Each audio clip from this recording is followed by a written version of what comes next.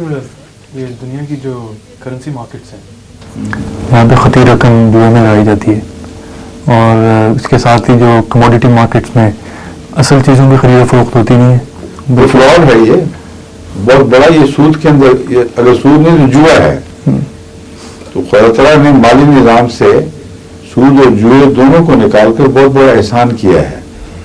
اور یہ جو کرنسی مارکیٹس ہیں ان کے نتیجے میں جو بڑے بڑے دولت مند ہیں سب پیسے سگڑ کے ان کے ہاتھوں میں جاتے ہیں.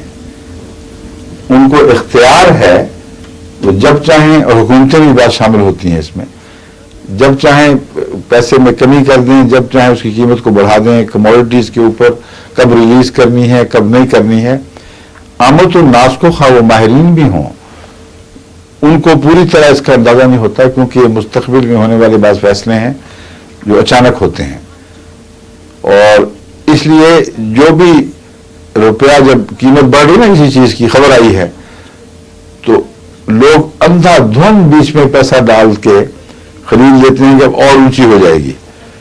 اور جب تھوڑی سی اور اونچی ہوتی ہے ہم لیٹ ہو گئے پھر اور مہنگی خرید لیتے ہیں، پھر اور لیٹ ہو گئے پھر اور گھبراہٹ میں خرید لیتے ہیں.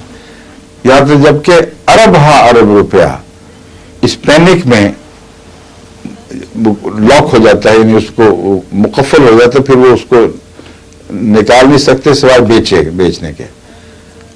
اور جب وہ اوپر کی طاقتیں جن کے ہاتھ میں یہ سب ہیں، جن کی انگلیوں کے ساتھ یہ تار الجھے ہوئے ہیں، وہ فیصلہ کرتے ہیں کہ اب اپنا منافع لے لو، تو وہ ایسی خبر لگا دیتے ہیں یا ایسا کرتے ہیں کہ اچانک رجحان بدلتا ہے اور بیچنے کا رجحان شروع ہو جاتا ہے. انہیں خود بھی خریدا ہوتا ہے بہت سا اور اپنے پاس ہی پیسہ رہنا ہے، خاص خریدیں اور بیچیں انہیں کے کنٹرول میں ہوتا ہے. وہ پھر اچانک جب بیچتے ہیں تو پینک پڑ جاتی ہے. اور پیشتر اس کے کہ سارے بیچ سکیں وہ اس طرح گرتی ہے قیمت کہ بعض دفعہ ایک ہی رات میں دوسرے دن چڑھنے سے پہلے کئی گنا قیمت گر چکی ہوتی ہے. تو پینک میں جو بیچارے نے کسی نے داخل کیا تھا وہ سب لوٹ جاتا ہے. بڑے بڑے شاطر بھی ہم نے یہاں آ کے دیکھے ہیں جو اس میدان میں آتے ہیں، لیکن بیچارے سینکڑوں آدمیوں کے سارے مال غرق کر کے آپ بھی پھر وہ یہاں پہنچ جاتے. جتنی خودکشیاں منی مارکیٹ میں ہے نا یا اس ٹریڈ میں جو آپ کہہ رہے ہیں اتنی کہیں نہیں ہوتی. بڑے بڑے سیٹ انفارم ختم ہو جاتے ہیں. تو یہ جوا بازی ہے اور اس کا فائدہ در حقیقت بہت کم لوگوں کے ہاتھ میں ہے. اور اس کی وجہ سے انٹرنیشنل ٹریڈ پر بھی ہمیشہ غریب ملکوں کے خلاف بد اثر پڑتا ہے. وہاں بھی اس قسم کے جوا خانے بن گئے ہیں، اس قسم کے منی مارکیٹس بنی ہوئی ہیں. کراچی میں جو کاٹن کی ٹریڈ ہوتی ہے مجھے پتا ہے، ہم اس میں ملوث نہیں ہوتے تھے مگر اس کے حالات جانتے ہیں، کیونکہ اس میں آمنے سامنے سودا کرنے کے لیے ہمیں مجبوری تھی اس احتیاط کے ساتھ کہ وہ سودا اس جو زیرو بم ہے اس سے متاثر نہ ہو. یہ طریقے ہیں، جتنی چیز آپ نے خریدی ہے اتنی بیچ بھی دیں اسی قیمت پر. تو یہ بھی ایک طریقہ ہے، مگر کس طرح کرنا یہ لمبا معاملہ ہے. مجبوری یہ ہوتی ہے کہ آپ نے کاٹن جو بیچنی ہے وہ کھڑے ہاتھوں کوئی سوداگر نہیں آتا جو آپ سے مال اٹھا کے لے جاتا ہے.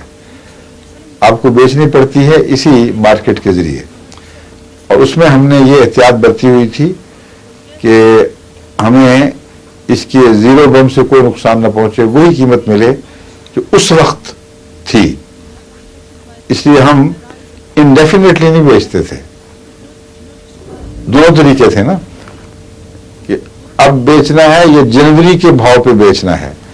تو کھڑے پاؤں بیچنے سے مراد میری یہ تھی آمنے سامنے کے سودے سے ہم کہتے تھے کہ تم دیندار ہمیں ہوگا اس رقم کے ابھی، اس لیے ہم نے بیچی تم نے خریدی اور یہی قیمت فکس ہوگی جو اس وقت ہے. اس لیے پیسہ بعد میں بے شک ہاتھ بدلے محفوظ ہو گیا. مگر یہ جو طریقے ہیں یہ جوا کے، اور اس سے ہم نے دیکھا ہے بہت بڑا فساد وہاں پیدا ہوا تھا. کئی زمیندار لوٹ گئے تھے، لیکن زمینداروں سے بڑھ کر بعض صوبوں کو بھاری نقصان پہنچا تھا. मसलन सिंध में कॉटन पहले आ गई है, उस वक्त उस कॉटन को अगर महंगे दाम खरीद लिया जाए और बाद में पंजाब में कॉटन जब आए और ज्यादा हो जाए तो वो सस्ती हो जाए, तो जिन्होंने महंगे दाम खरीदा है वो अगर देर में फिक्स करेंगे तो मारे जाएंगे।